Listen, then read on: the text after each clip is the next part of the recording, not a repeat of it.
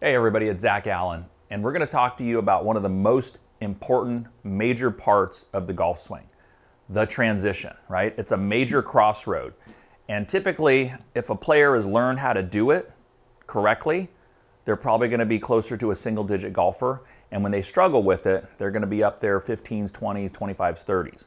Okay, so if we can master that movement, sometimes people just master it because they started when they were young and they always had it and they never lost it, right? Probably one of the most common ways. But in order for those to learn it that never had it, it takes 3 pieces, 3 steps, and I'm going to give it to you in crazy detail. And if you put those 3 steps together, imagine doing a 3-step song, the Margarena or the 2-step shuffle, right? You put them together and you're going to finally have a good transition. You're not going to be coming over the top, early extending, doing all the things that usually come with that crucial time, because the club is changing directions from one way to the other, and the way we use our ground, the body, and the reaction that comes out of our arms and club is crucially important. When it's not done well compared to when it's done well, it makes a huge difference in your potential to hit good shots and hit it farther. So let's go ahead and dive into it. All right, 3 steps, right? Grab a little ball. You can grab a little pillow, you can grab a little, just anything, a little fanny pack, a little bag, anything will actually really do, okay? So 3 pieces, right? And then we're gonna put them all together, okay? So piece 1 is gonna be flexion, right? When we get to the top of our backswing and we start our transition, our body is literally, it's just going from here to here. It's just a slight little box out. So we're doing that, right? Here to here. And you notice when I do that, my weight goes into the floor, my weight goes into the ground, right? So that's number 1. Number 2 is rotation, okay? So just looking at rotation here on my lead hip, obviously that's rotation. That's probably the easiest of these 3 as I've broken this down with students and got them to do it, right? Now we need to put them all together, remember that. So that's where it becomes a little more difficult. Okay, but it's good just to practice them independently. Just put something up there, put your hand here. That really connects your brain to your hips, and just feel some rotation. And obviously to create rotation, I'm using my feet to push the ground, and that kind of drives my hips around.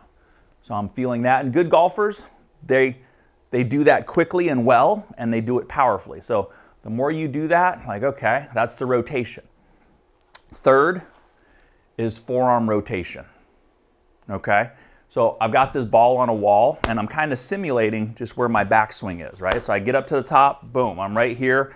My right arm's at about a 90, and you should do this too, right? Get a pillow, get a ball, go up there to the top, and as I start those movements, right? And I'm just gonna practice them just in pieces again, okay? Flexion, flexion, flexion, rotation, rotation.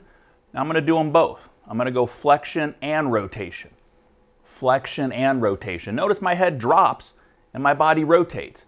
It's helpful too. I'm kind of keeping my arms slightly back in this direction. See how my shoulder's not blowing open or my head's going forward. So my head's staying relatively still, and I'm just isolating my pelvis, my abs, and my hips and my glutes, right? So once again, flexion, just kind of pushing my butt straight backwards in this direction.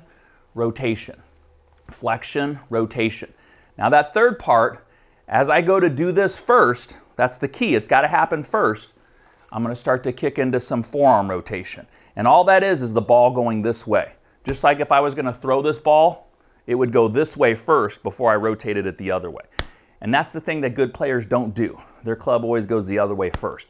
We actually got to get, it's called reverse forearm rotation in transition, caused by flexion and rotation, right? Using the ground, getting this to react. So here we go, right? All 3 together, right? We're doing the Margarena dance or something like it. Up to the top, right? Flexion, rotation, reverse forearm rotation. And that's a perfectly good transition right there. And I'm doing it, I'm letting my arm react to what the ground and my body is doing. I'm not just turning my arm. It's not a bad thing if you do this at first just to kind of get the feel, but the ideal, it needs to be a reaction to what's happening from the ground up through the chain, right? Up into the upper body. Flexion rotation, that's step 1 and step 2.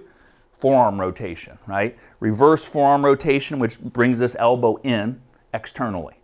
That's all it takes. You've got a world-class transition, right? Obviously, it's not that simple. We need to bring this over and we need to start doing it with a club and we need to start hitting some balls. But now you understand, okay, what do a lot of people do?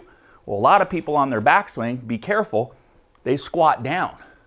They cannot flex and turn anymore. They're just going to start to come up, okay? Number 2, they get to the top and the chain is reversed. They start with their upper body ahead of their lower body, okay? Next one, which is, these are kind of getting progressively less worse, right? This would be a decent player here. The next one is they go right into rotation with no flexion, right? But the club does trail and it, you know, the lower body does lead.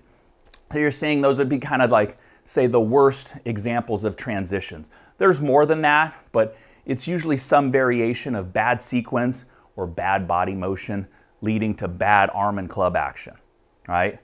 Once we get that, it's gone. So let's go ahead and take it back over. Let's try it with a club and hit some shots.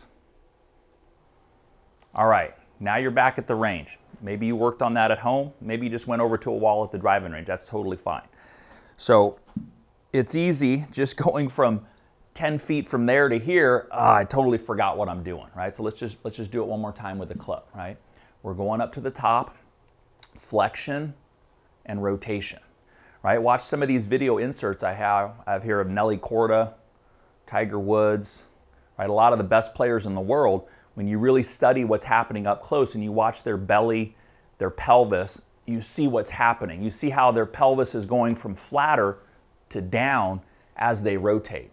And it's a little bit of a skill. You can't just, if somebody's never done it before, they're not going to do it.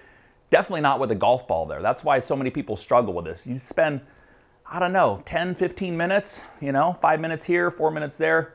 You might have this, right? So here to the top, flexion and rotation, okay?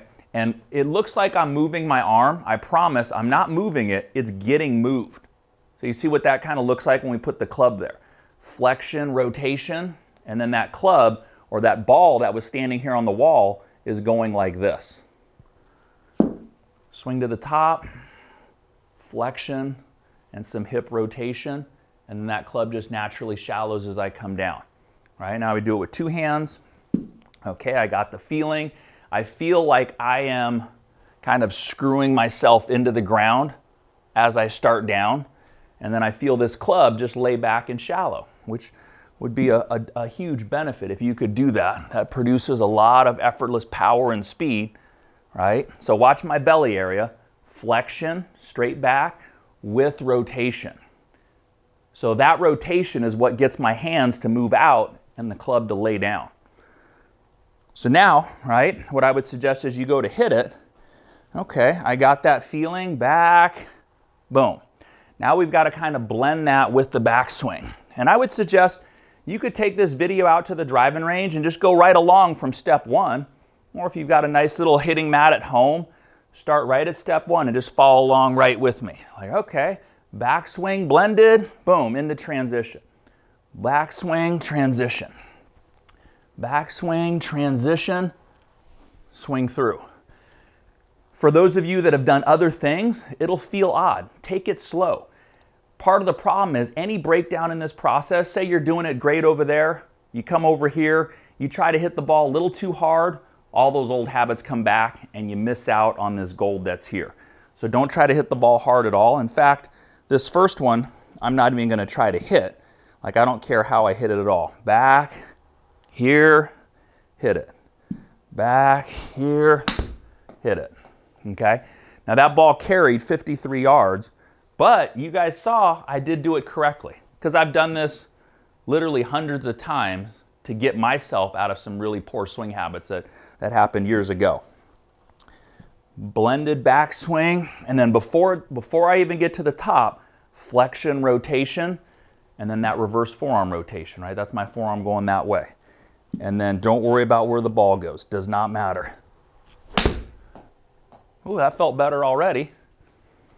So you'll start to feel, as you do it, your body will start to assimilate those feelings, just like doing a dance, faster and faster, to the point where you're not even thinking about it. and the ball is just naturally going a little farther and a little farther. That's what we want to kind of see here.